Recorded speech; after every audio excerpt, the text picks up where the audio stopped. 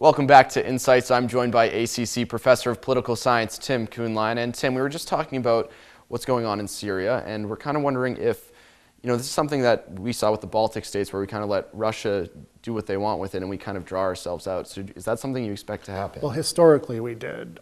Following World War II, we left the Soviets have the Baltics.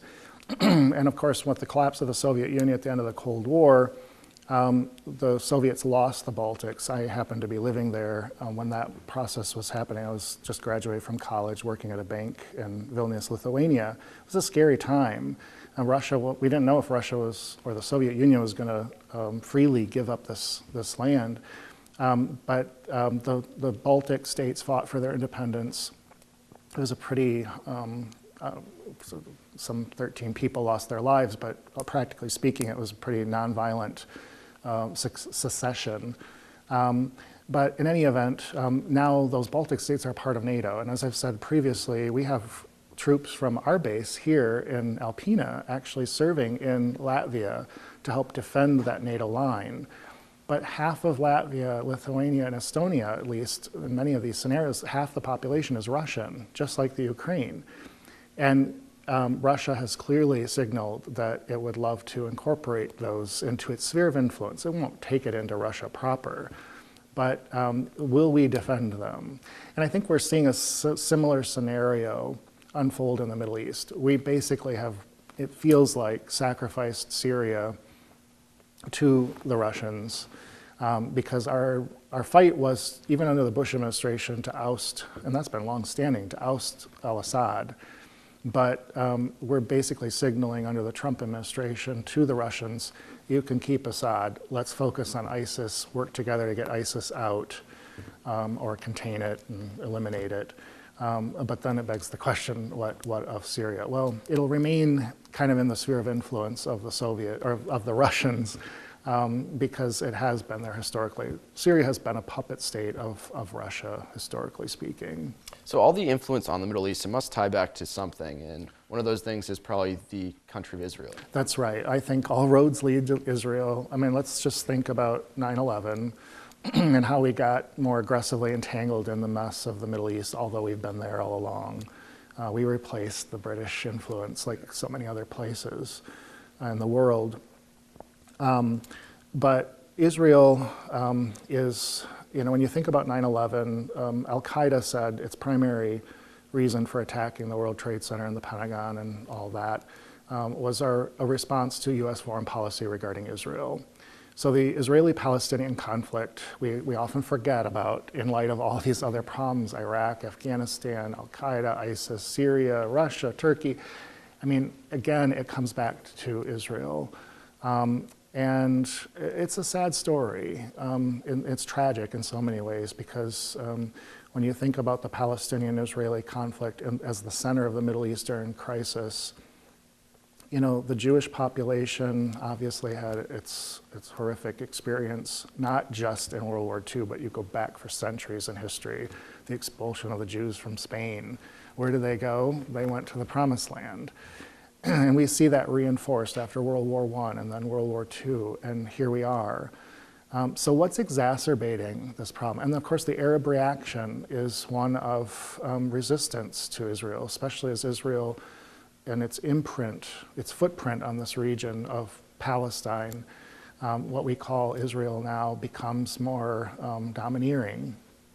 And we just see these constant reactions.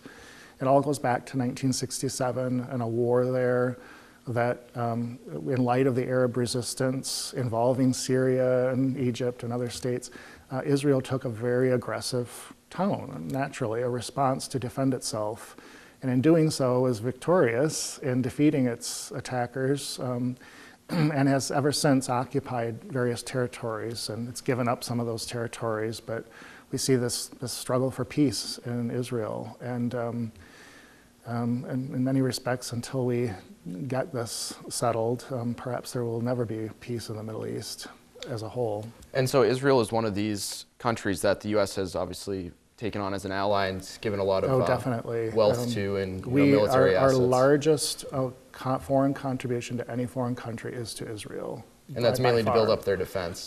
Definitely. It's in military hardware. Although they have a tremendous economic infrastructure and capability of producing their own, but we transfer funds to help them build this infrastructure. You might consider it the 51st state in some respects, a well-fortified state, and they have got walls. And that's part of the problem here. Israel's a very conservative government. Benjamin Netanyahu has made it very clear he's closely aligned with Trump and vice versa. They have taken a very strong, although Netanyahu has been tempered at times, but the settlements and the building of walls in Israel, and particularly in these occupied territories, granted to help protect the Israelis who are living there, but living in occupied territories that they have taken from the Arab populations, and the continued suppression of the Palestinian people in these occupied territories is really at the crux of the problem. And so how does Russia play into them getting involved in Syria? How does that exactly attach itself to the problem with Israel? Well, that's a and very Palestine? good question. Where does Russia play in the equation with Israel?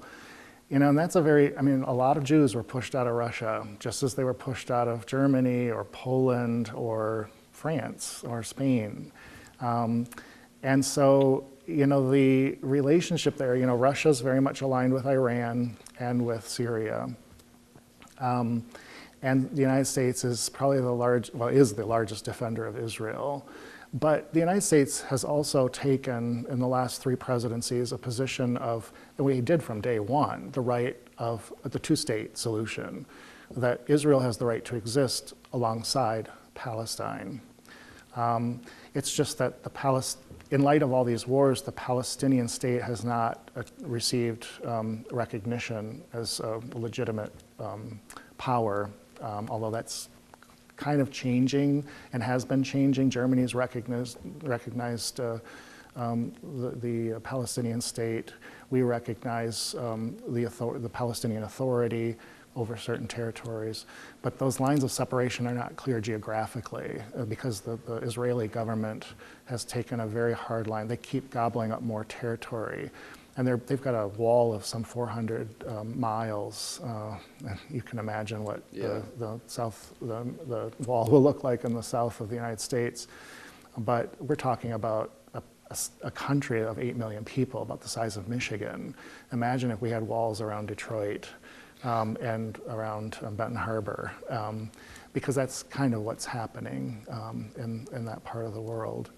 And it's really a moral dilemma for so many, because I think everyone that's being reasonable can see both sides of this equation, but we have to find a solution, if there is a possible solution, to allow these people to coexist and respect their equal rights while they're warring with one another, and then causing reactions that have global reverberations, such as 9/11. All right, well, this is a great talk, Tim. Thanks for being here. Thank you for joining us. Be sure to join us next week at the same time, same place for more insights. Insights into Northeast Michigan is produced by WBKB News. If you have any comments, suggestions, or topics you would like to see on a future show, please email WBKB News. This has been a production of Thunder Bay Broadcasting Corporation. All rights reserved.